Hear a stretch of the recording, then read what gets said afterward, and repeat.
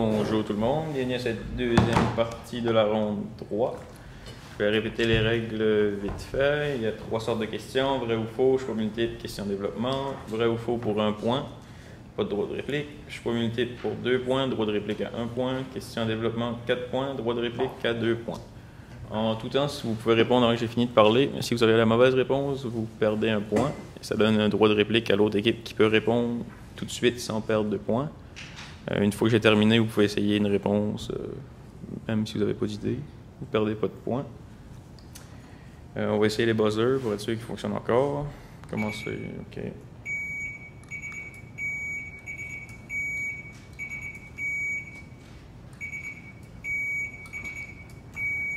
Parfait.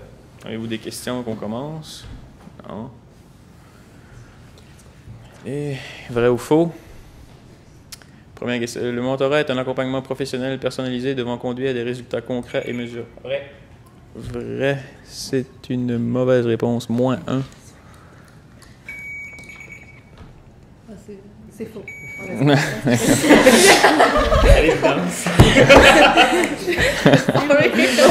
Ouais, c'est faux. Les traits de personnalité peuvent être considérés comme un critère d'évaluation. C'est vrai. Oui, bonne réponse. Le processus de planification des carrières est composé. Oui, bonne réponse. C'est vrai.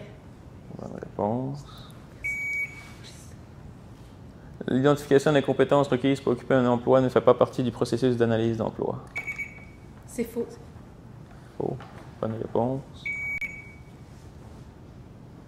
En rémunération, une classe d'emploi est un regroupement d'emplois et de postes ayant. C'est vrai. Bonne réponse. L'entrevue d'analyse d'emploi est une méthode qui laisse peu de place à la. C'est faux. Bonne réponse. Seules les catégories d'emploi à prédominance féminine pourront bénéficier d'ajustements salariaux. C'est vrai. C'est vrai. Bonne réponse. Question à choix multiple.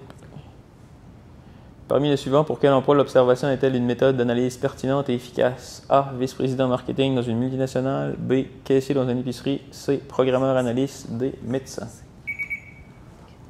Oui. C'est programmeur. Droit de réplique. A. J'ai entendu A en premier. A. Non, c'était B. L'ensemble des règles balisant officiellement la détermination et la gestion des salaires versés aux titulaires. C'est A, la structure salariale. Bonne réponse. Comment s'appelle un service subventionné par un employeur et destiné à aider? C'est un programme d'aide aux employés. Oui. Comment s'appelle l'étude scientifique des postes de travail en vue d'adapter le plus?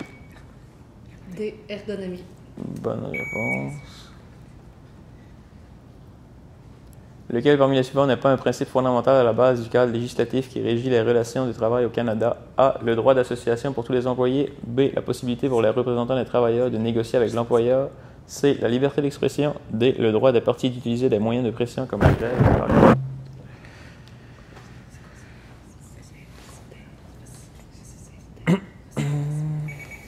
Oui. Une réponse. Non, droit de réplique.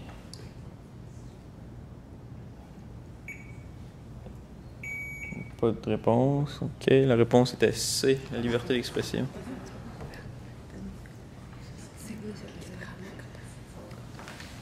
Comment appelle-t-on l'ensemble d'indicateurs sur les ressources humaines qui servent à évaluer la gestion? Oui. D, tableau de bord organisationnel. Oui. Refuser une promotion à un employé parce qu'elle ne veut pas se plier à la politique applicable à tous les employés de travailler un dimanche sur 2. Oui. Systématique. B. Ouais. Systémique. Systémique. Systémique, moi, excusez-moi. C'est bon. Question en développement. Nommez 3 des 6 facultés de personnalité selon Holland. Investigatrice, entreprenante.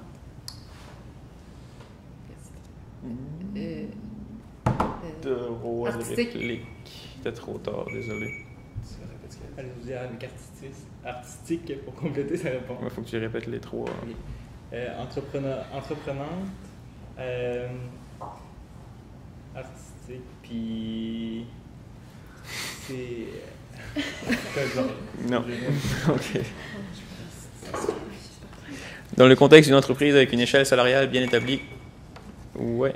Le ratio comparatif, c'est qu'on établit le nombre de personnes qui ont quitté l'organisation pendant une période sur le nombre de personnes qui restent au service de l'organisation pendant la même période donnée.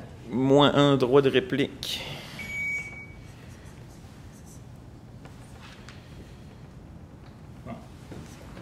C'est le salaire d'une personne sur la moyenne des salaires. Divisé, c'est ça. Nommer, expliquer 2 de 8 angles de carrière. Oui. Gestion, autonomie. Faut les expliquer. La gestion, c'est être géré de manière efficace, plus l'autonomie, c'est l'autonomie des décisions dans le processus.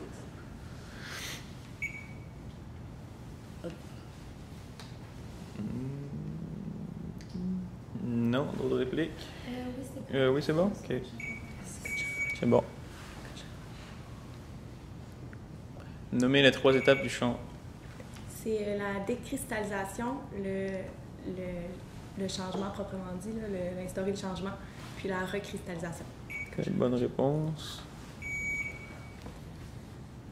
Distinguer les concepts de fidélité ou fiabilité et... OK, alors, la fiabilité, dans le fond, c'est la relation entre qu'est-ce que l'instrument de sélection prédit et la réussite, la performance qui a été faite. Fiabilité, non, c'est ça, c'est la constance des résultats. La validité, c'est la relation entre qu'est-ce que l'instrument prédit et la réussite de performance. C'est bon. Sur le plan organisationnel, les stratégies de gestion du stress peuvent être classées en 3 stratégies. En 3 stratégies. Ouais. Primaire, secondaire, tertiaire. Moins un droit de réplique. Non. Ah, mais c'est... j'avais zappé. Prochaine question. Y a-t-il d'autres questions? Non. On n'a pas.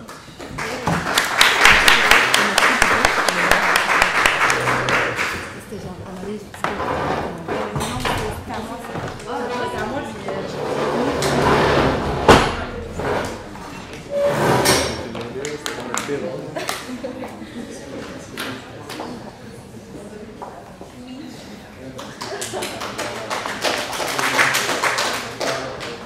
You are the one thing in my